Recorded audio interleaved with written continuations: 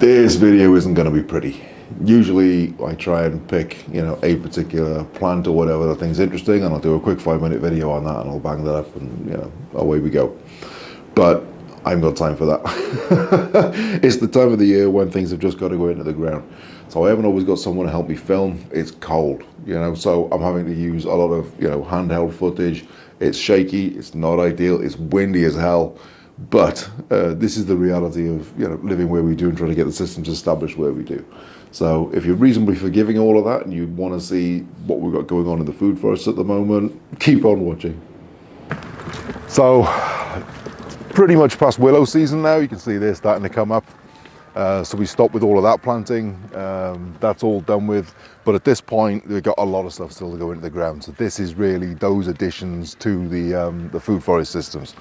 So we've got a few things to go out, and we've got another wheelbarrow load beyond this, but it's going to be a little bit, jumping all over the shop this video. It's literally just, getting everything into the ground before, everything really breaks dormancy and goes for it for the season. This is the first food forest, and this is actually, we're looking for a spot to plant some understory. So there's plenty of choices. I think one about here, what do you reckon? So yeah, we have decided this is a good spot. In terms of positioning, it's right next to the main walk through the first food forest, so it gets a lot of foot traffic. It's effectively zone 1. We're up and down here many times a day in summer. We've got an overstory apple tree here. That's a crab apple that will be grafted to some degree at some point in the future. Here we've got 2 Antonovka apples. One of these still needs to be moved. Maybe we'll get that today, but it is something that has to happen. We've done quite a bit of shuffling around over the winter. Especially late winter. We've also got, so something's failed here. There is a cane, but there's nothing visible.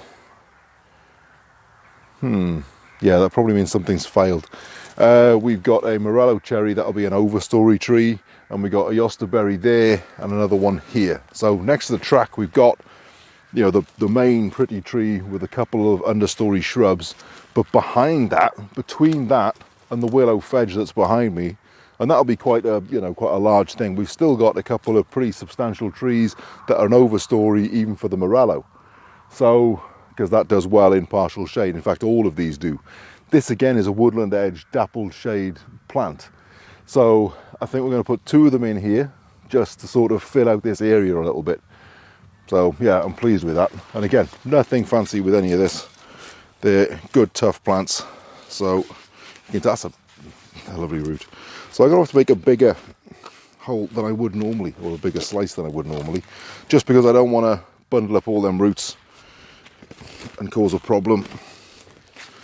I want them all to be laid out as well as possible. So that's fine, but I also want to get another side slice here for that little side shoot. And this is, one-handed, bear in mind. So, yeah, okay, that'll work.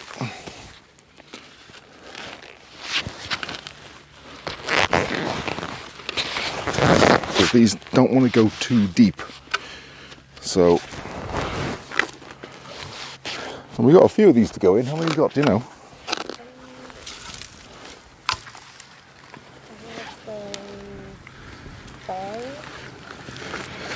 Okay, so if we do, I think 3 in this food forest, that'll be about right, wouldn't it? Because it is an edible variety. I know an edible species. I know people do use it for, preserves and stuff. But also, it's not just us, of course. It's one of those things that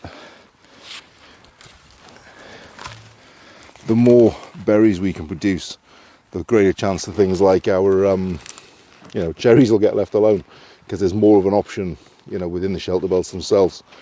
And this is a food forest, of course, but it is also just a part of the shelter belt.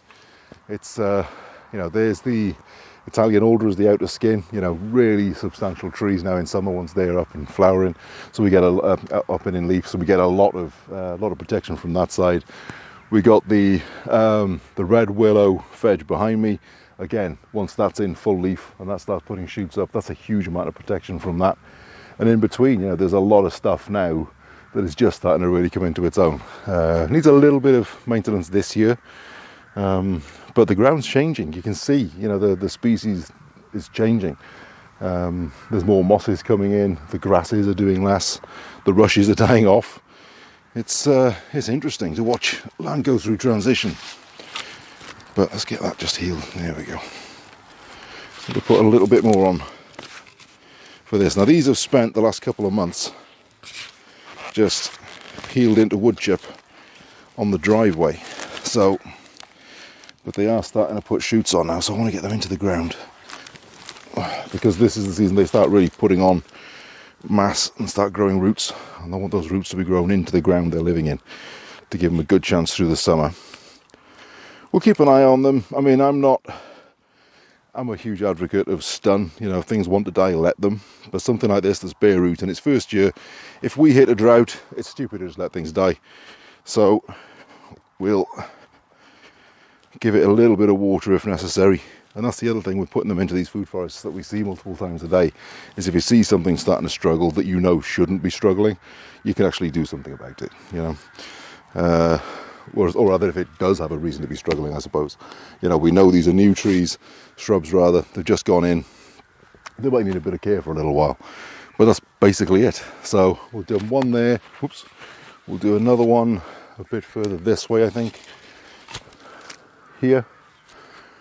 I think that works quite well. It's sort of, these are going to be fairly high trees, so I'm not worried about getting too close to them, whereas those two are still sort of roughly equidistant from it, and it's a reasonable distance from that one that I've just put in. So yeah, that's cool. So I'm not going to film every single one, I'll just show where we're putting them. But yeah, so that's these two, and yeah, it really fills out this area quite nicely. All right, show you what.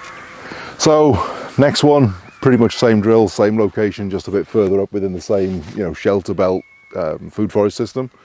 So we've got 2 crabapple trees, again, that'll be grafted to. We've got a few currants knocking about. There's one here, there's one there, there's one that's successfully taken at the front there as well. I think that one might be. So again, we're looking for something that's sort of a mid-height kind of understory species. So I want this to be fairly dense. So that's going to go in. Hang on. You said what that is. Ah, that is a Gelder Rose, same as all of these are Gelder Rose, which is a really nice, yeah, I'm not sure I said that in the last video. That's, here's my psyllium on the roots, yeah. So it's put in wood chip. So, right, I'm going to get it into the ground before it gets too dry. But yeah, right, show you the next one. So the next spot is within line of that walk, straight up through, you know, through that food forest system. At the end here, we've got, there's a nice patch of forget-me-nots there actually, but we've also got a couple of Saskatoon. So again, really nice fruit-producing species. We've got, there's a bee, huge bumblebee. We've got a currant of some description there. That looks like a black currant, I think. We've got this, I think, pretty sure that this is a cherry plum. So that'll be a really nice, you know, overstory fruit tree in time, and that's actually growing quite well now. So I think just set back ever so slightly further around here-ish is a perfect spot. You know, it's something here that isn't just dock, which is fine, but we've got a lot of dock at the moment. So we've got, as an overstory, we've got the Italian alder behind me. We've got, that's actually surviving. Elaeagnus ebbingii, that's kind of doing okay. It's been a very hard winter. We've got a wych elm as an overstory. So I think somewhere, yeah, this is probably pretty good as a spot for it. Yeah, there's a nice, yeah, that's about perfect, I think. So really we're just filling in gaps at this point. Most things are overplanted really heavily. Not so much things like this. You know, the other shelter belts are, you know, really dense, like at least a tree per foot in some places. But here, because this is a food forest that we walk through regularly, it's a little bit more sparsely planted than that, because we can give it a bit more care, because, you know, we're walking through it and we can check things out a bit more easily. But also, it's nicer to walk through, you know, in terms of aesthetics. If we've got, you know, trees that we can actually, you know, access and get to as they develop, we can do that because we're giving it that bit more care. So yeah, right, I'm going to get this one in. So in terms of position now, I'm right up in the very top corner of the field. We've got the cook shelter off to my left, and then we've got this new willow dome that's just started to be planted up this year with really nice long cuttings, so that'll come along. And then just in front of that we've got a nice fire pit that, you know, will be developed, but that's just basically compacted subsoil all the way down to subsoil at that point. So no matter how dry it gets in summer, you know, the ground under this won't catch fire. So it's a nice place for just putting a fire pit, just a bit more resilient. Got a few fruit trees around. There's some more across the back there, but this area does need filling out. So this is absolutely perfect. So I'm going to put one just at the back of this berm on this side. Oop. There. And I'm going to put the other one on the other side of the berm. Here-ish. Now I've got a blue pipe running through here, that's there. There we go. So yeah, this one's going to go right in there. This is a honeyberry hascap, and it did quite well. We're starting to get a little bit of fruit off them. We've got another one here, but you know, we're pretty much up at the top of the site. Yeah, it's very exposed, but they do get a bit of protection from this pod. Now this little section of food forest here has got a nitrogen fixer in the form of a blue lupin. It's got a, I think it's very wind blasted this winter, but that was originally a strawberry tree. This tree here is a yellow golden gauge. It's really pretty. And then we've got, obviously the honeyberry is an understory, but there's gaps. Now, this was a gift from our friend Hina, so that's going in here. And that'll complete the gap between that honeyberry there and this willow arch here, which is survived, which, you know, is okay. We're reinforcing that next. That's the next bit, if I can get to that today. But at this end, there's also a gap. And look at this one. I mean, this was one I picked up from a pound shop, you know, really cheap.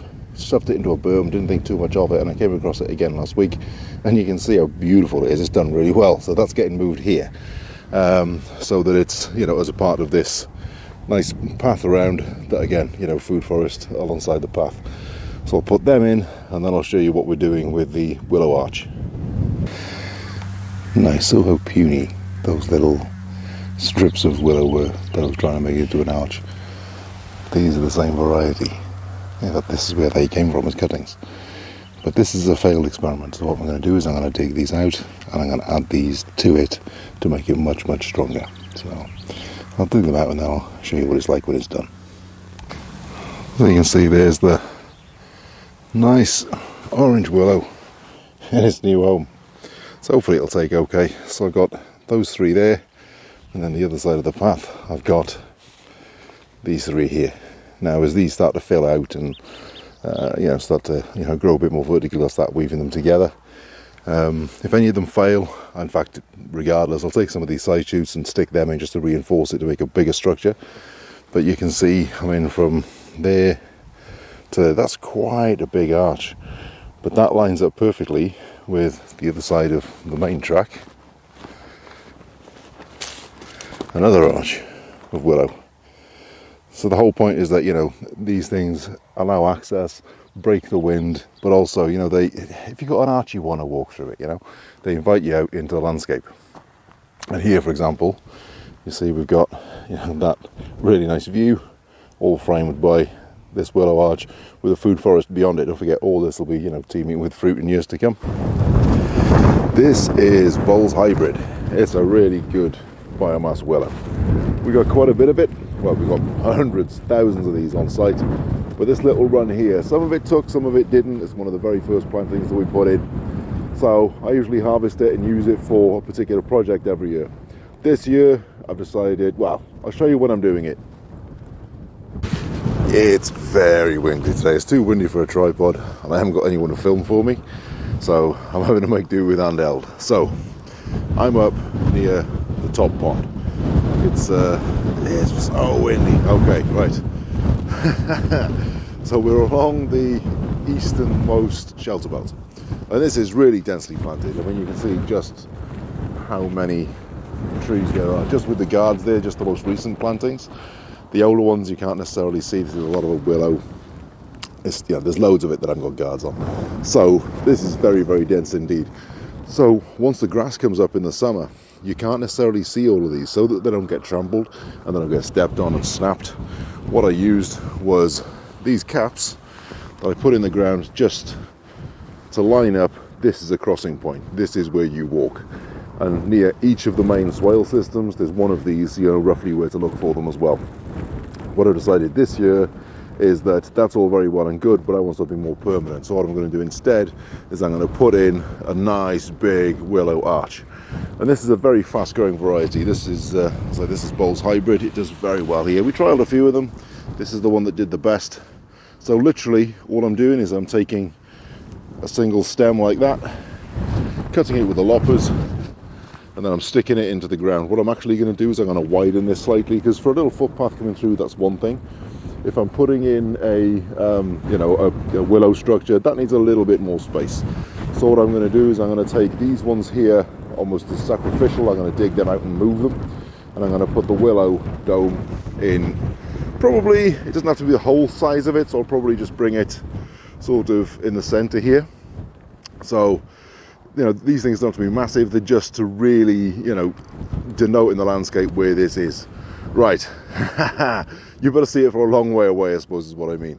It's cold, so I'm going to get this into the ground quickly because, you know, my hands are getting numb. So, see, I've got 4 good stems in on each side. I'm going to reinforce that with a couple of little ones, and then I'll come through later in the week when it's not quite so windy, and I'll dig these plants out just to give a really clear pathway through. But I'm going to do that in another, what is it, 1, 2, I think 3 more places down this row, and then I think I'm going to call it a day, because that's gold, but we'll see. Yeah, you can hear what it's like. What I was trying to say out there is all the systems I've put in to a large extent have been things to make it look pretty for customers, for, you know, that side of the business. Now we're at the stage that I've got enough willow that instead of prioritising that, I can start prioritising our stuff and our comfort and our sense of, you know, aesthetic beauty. So where I've got a simple walkthrough, now I'm putting willow in, and it'll take 3 or 4 years possibly, but I will eventually be able to weave that into a nice willow archway. So everywhere we go, you have that sense of, you know, walking through a nice arch. It's a beautiful thing, you know, and it costs pennies, you know, so none of this stuff costs a lot of money. It just takes time. So if I stick it in on a day like today, it's done and it's growing from this point on. So I've got a few other things I'm going to try today, but I'm not sure I will get on. I've got a fair bit to get into the ground ideally, but you know, it's so windy, it's so uncomfortable, but we'll see. This is perennial blue lupin. There's a load of it here. You know, this isn't 1 or 2 plants, there's loads of it. Just as well, we need loads of it, because this section here of this new willow fedge has gone in cuttings this winter. You can see how aggressively it's coming on. It's just putting shoots out everywhere. So all of this is brand new. So there's just gone in this year. I mean, look at the growth. That's going to be so beautiful. So it's coming on very nicely, but because it's brand new, it didn't have perennial blue lupin planted as a support crop last year. You can see how closely they're planted from the ones I did last year. So there might be one failed here, there's another one here, there's another one here. You get the idea, there's loads of them. And really, it doesn't, oops, nearly went. It doesn't matter if there's the odd gap, because you can see how big these things grow. I mean, this has been in 3 years, I think, and it's, you know, it's an aggressive shrub at this point. It's beautiful. You know, you can't kill it with a stick. You know, the the flowers, just bees love them. They're really beautiful. One of my very favourites, and the nitrogen fixing, and this is the point. The roots of these have got nitrogen fixing nodules on, and you know, here's another one, a younger one that went in. Also, you get that little jewel effect because it repels the water. How cool is that? So yeah, it's really, I love them. They're really nice. And this whole row, I mean, literally from where we started just there, all the way along to the barn, pretty much. That whole row there has got blue loop in it, that sort of spacing. So once this willow wall is up behind it, up to 10-15 feet, and it's drawing nitrogen from the fixation of the lupin that's growing at its base, it's going to grow fairly aggressively and it'll look beautiful, and that'll be, be a really massive statement in the landscape with little arches and things in it, so that we can walk through and get to the food forest behind. So, as I say, there's a gap in the food forest. The wind's actually eased up a bit. It's just the odd gust now, so that's good. I'm not paranoid that it's affecting the mic, because it's really windy today. So, well, hence the all these big shelter belts. So there's the last one. So I think the next one will have to come in here. I've got absolutely loads of them. But as I say, I haven't really got a tripod that'll cope with the wind, and I haven't got anyone to film, so I'm not going to film myself just sticking plants in the ground. You get the idea. So yeah, that's the next job. So I'll just get them stuck in. So there we go. There's the trick in action. So the plant, amazing, shares simple sugars with the soil microbe, which in turn creates nitrogen out of the air, the air spaces between the soil particles, and creates these nodules on the roots full of nitrogen to share with the plant. So the plant supplies a bit more sugar because it's happier and it's healthier, so then it's able to supply more nitrogen, and so on. It's a beautiful little symbiotic relationship, and we're hacking that a little bit. We're just going to give this to share a little bit of it with the willow, so we can grow a load of biomass. And yeah, it just beautiful system. Right, now to get planting. So that's them in at a decent spacing, one every 2 feet or so, which means that they will eventually merge into a great big massive lupin all the way along this row of willow. And it's so many that I've also gone across the top swale here where the fruit trees are, and there's one every 3 or 4 feet all the way along there as well. I did a load last year, but quite a few failed, and I've still got, I'll plant another load this year, but so that's that swale completely filled in. So the point being that from up here you can look down and the swales pretty much disappear in the summer, other than the one with the willow, you can still see the line of it, but most of them kind of disappear. So rows of distinctive plants like flowers, of course, which are obviously beneficial for pollination and so on, hugely important, but also it does show on the landscape exactly, you can see where the earthworks are. So right, with that done, next one up. So I've basically inverted a lump of turf here. Now this unassuming pot here, this has a story, these little plants in here. So I'm going to tip this out, I'm going to dig one of these out, and I'll explain what that's about. Before we got to Croft, about a year or so before, after years and years and years of working towards being able to get land, so it was finally imminent, and we spent a round of nipping around, going to see a few things, and seeing friends and so on. One of those things was a festival in Norfolk. Had a great time, fantastic. But on the way down, as we stopped to have a bit of a breather on the side of the road, I came across this, or its genetic clone in the corner of a field. Now, this is horseradish, and it terrifies people, horseradish, because once you've got this established in the ground, it's impossible to get rid of, pretty much, because this reasonably small root fragment will grow into an entirely new plant. It's incredibly tough. So if you've got this established in like an agricultural field, and you come through and you just, with all your equipment, you smash that to tiny little pieces ready for a new crop, all you've done is made every single plant of this into about 40, 50 plants of this. And you don't want horseradish, it's very tenacious, it's difficult to get rid of. So what I did was spent the time to dig it out properly. And this was like, hard packed clay, it's tough. In the middle of a drought, it was, incredibly tough soil. And I got a couple of these out. Then we went to a festival for 4 days. Didn't think too much about it, I was too busy enjoying myself. It was just, these things were just loose in the back of the van. No soil whatsoever, no water. Got home, forgot about them for about 3 or 4 weeks, then remembered them, got them out of the van, stuck them in a pot, and they thrived. That's what we've got here now. These things are unkillable, they're incredibly tough. And we've kept them in a pot. They spent a year about 9 months actually, on a neighbour's driveway. It was, Yeah, they've been around these things, and they're always, we'll stick them in the ground once we've got the food forest established and we know where things are going. We'll put them in the ground then. And finally, after years of these things being in a pot and being neglected and abused and all the rest of it, finally they're going into the ground and they can do well. So, yeah, that's nice, because we're never moving again. That's it. You know, everywhere we've lived, all the places, you know, on the way here that we kept them going in pots, all done and dusted. They finally going into the ground, into their final home. So, that's it for today, I think. I'm going to take some of, I'll show you. So these are the ones that I've put outside.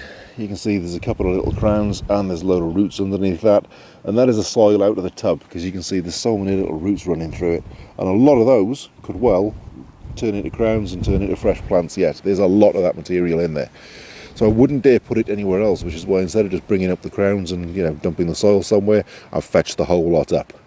So that's where they're going up here. It's reasonably close to the cook shelter up here, so you know, in time, if people want to be, you know, taking leaves and stuff for cooking, they can. It's really near the nice willow fedge with lupin coming through, so it's a nice little feature on the end here to have a little bit of edibles. We got, you know, all kinds of fruit being grown up here at the moment. So that's where they're going. Now the rest of it, the actual crowns, are going into the other food forest, into 2 spots, but you get the idea. I'm just going to dig a hole, you know, to invert the turf, and then, you know, get them established in that soil. So that's a very nice feeling. Years I've been waiting to put that in the ground, and that's it. You know, it's yeah, it's there. Right, that's enough for this video, I think, because I'm pretty much done for the day. But you get the idea. You know, it's cold, it's windy, doesn't matter, stuff's got to happen. Yeah, that's the nature of it at this time of year.